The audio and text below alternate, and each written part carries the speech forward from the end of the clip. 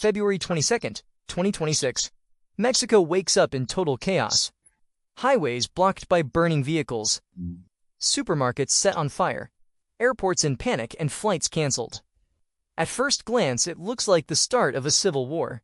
But this wave of simultaneous violence is the desperate reaction to a single unique piece of news. Nemesio Oseguera Cervantes, better known as El Mencho, the leader of the powerful and bloodthirsty Jalisco New Generation Cartel, has been killed. After years of manhunt, the elusive drug lord has met his end. To understand the enormity of what has happened in February 2026, we must take a step back and understand who was the man who has terrorized an entire nation. Born in 1966 in Michoacan, El Mencho did not like public life and the spotlight like other drug traffickers. He was a ghost. A man who guided his empire from the shadows. In the 80s, at the age of only 19, he was arrested in San Francisco for heroin trafficking, after having been convicted and subsequently expelled from the United States. He worked in Mexico as a local police officer, before crossing definitely to the other side of the barricade.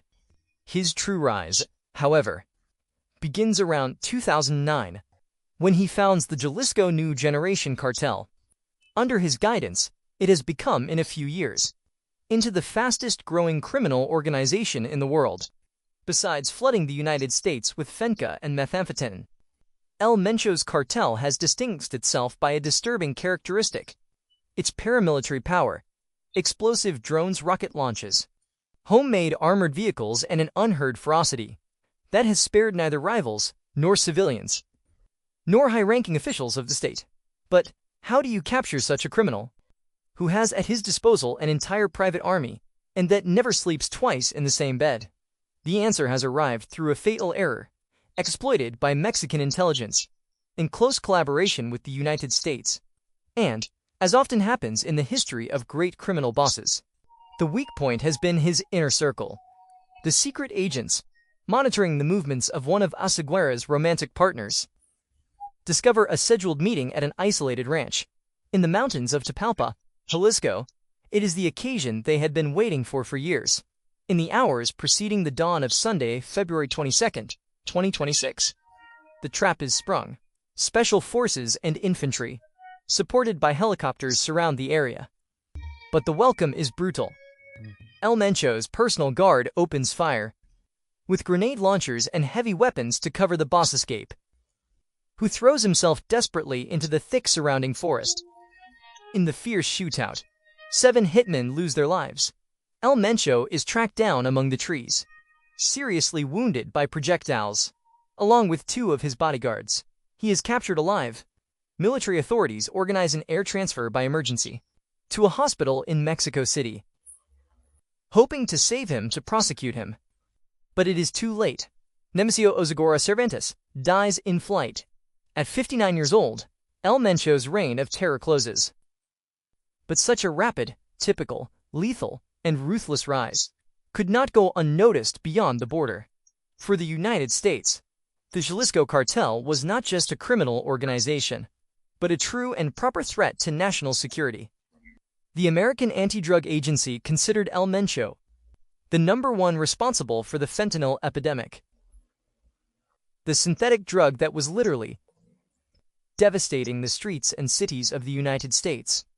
For this reason, on his head has been placed one of the most high rewards ever offered in the history of crime: $15 million. Behind the scenes, the political pressure from Washington. When the Mexican government had become unsustainable, American intelligence has begun to weave an invisible web, intercepting encrypted communications and employing high-altitude surveillance drones.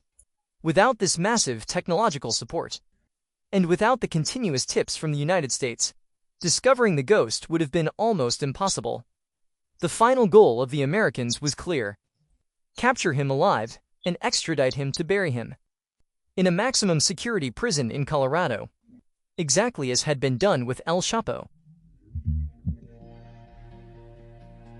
As soon as the news of his death spreads, the CJNG literally unleashes hell. The cartel's protocol is clear: create the most total chaos to terrorize the government, and paralyze the army's movements. In a few hours, more than 85 narco-blockades are recorded in 20 different states. Fundamental cities like Guadalajara are completely paralyzed. The prisons are assaulted, among them a violent escape in Puerto Vallarta. Pharmacies and supermarkets are given over to the flames. The government finds itself forced to deploy a colossal force, more than 10,000 troops in a few days, to quell the riots, in a true and proper test of military strength that costs the lives of dozens of National Guard agents. The assassination of El Mencho is, without doubt, a monumental punch, but the bloody history of Mexican drug trafficking teaches a hard lesson. When the head is cut off the snake, often others are born. We have seen it already in 2016, with the definitive capture, precisely of Joaquin El Chapo Guzman. At the time, it was the power vacuum left by Chapo's arrest that allowed El Mencho and his newborn Jalisco cartel to expand like an oil slick, stealing territories from a Sinaloa cartel that appeared weakened and fragmented. Today, 10 years later, history risks repeating itself. On the contrary, the absence of an authoritarian figure like El Mencho will almost certainly trigger a ruthless internal war of succession. But now that the ghost has fallen, who will take his place at the head of the Jalisco New Generation Cartel? The natural blood successors, like his son Ruben, known as El Menchito, have already been neutralized since years ago and extradited to maximum security prisons in the United States. This leaves the field open to his most ruthless lieutenants. Hugo Gonzalo Mendoza Gaitan, alias El Sapo, a brutal hitman, known for having orchestrated the cartel's worst massacres. On the other hand is El Mencho's stepson, Juan Carlos Valencia Gonzalez, nicknamed L03, who commands the organization's feared elite assault groups. Without the authoritarian and centralizing figure of Oseguera to maintain the balance, security experts assure that the cartel will fracture. The true carnage awaiting Mexico in the coming weeks will not only be against state forces, but a fierce, ruthless internal war between these bosses to conquer the crown and the billions of Jalisco. The fall of El Mencho is a strong symbol, but the empire built by him, made of weapons of war and billions of dollars, is the fruit of smuggling, will not disappear overnight.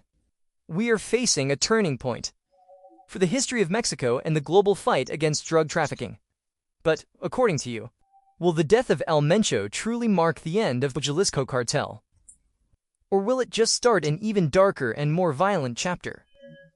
If you liked this video about the fall of El Mencho, on my channel you will find many other incredible stories animated in 3D, made of power, geopolitics, and great international manhunts.